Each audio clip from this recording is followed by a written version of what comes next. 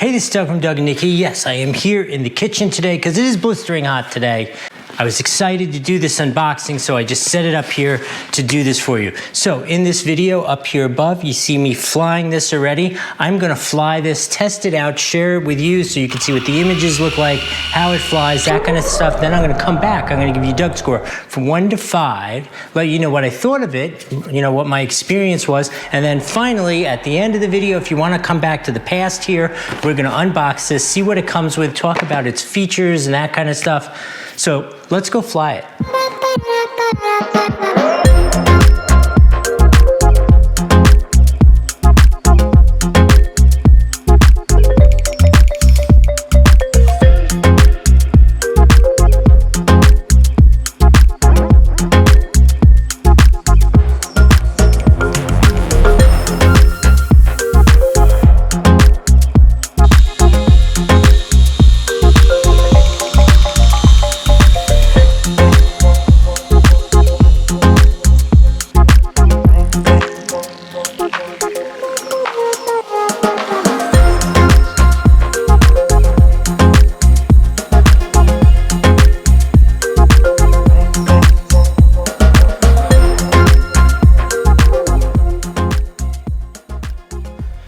Southern Florida, and it is hot out here even in the evening, but so is this. So here's the key. In this review, I'm going to give you that Doug score for 1 to 5, but I am also at the end going to give you 3 pro tips to have the time of your life with this drone, and you will need them. But so here, let me tell you about my review. So first off, super easy to start it, get it up in the air. The app is really getting much more sophisticated every time they come out with a new drone. Really good, easy to fly.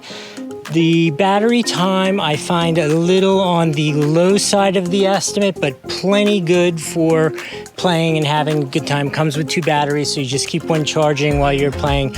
Awesome, you'll have no issues there. So in terms of control and flight, this thing is so good. It is so easy to control. It is so fun to fly. It is super stable, but, so let me give you, there is a but. Oh, and also, as a non-stabilized, non-GPS drone goes, the image quality is excellent, which you have seen that already. Definitely outstanding in this space, I found. But, so let me tell you my 3 tips. Number 1, never take your eyes off of it. It is a non-GPS enabled drone, and definitely it can get to wandering. I find the adjustment on it, it kind of, as you go through the battery life and you fly and you do things, it seems to get a little disoriented and start to float in different directions. And if you know, a couple times I took my eyes off it to move the camera, and I turn around and I'm like, where's the drone? I can hear it, but where is the drone? So definitely number 1, keep your eye on the drone at all times.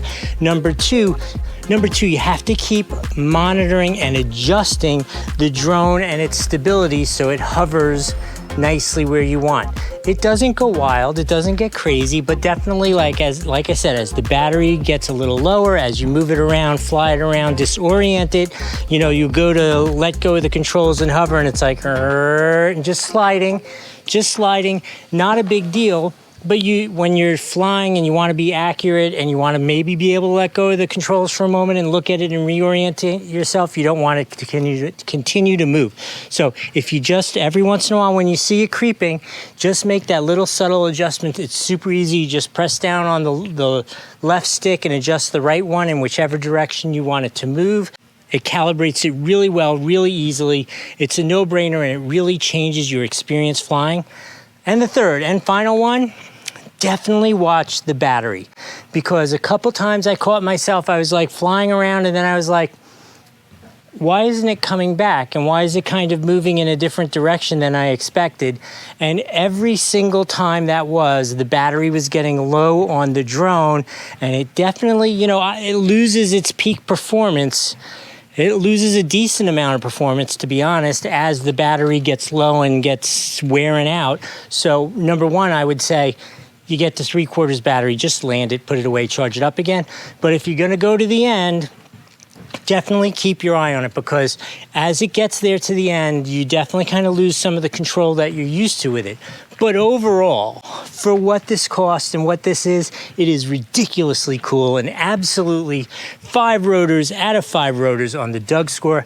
Let me take you to that unboxing so you can see what it comes with.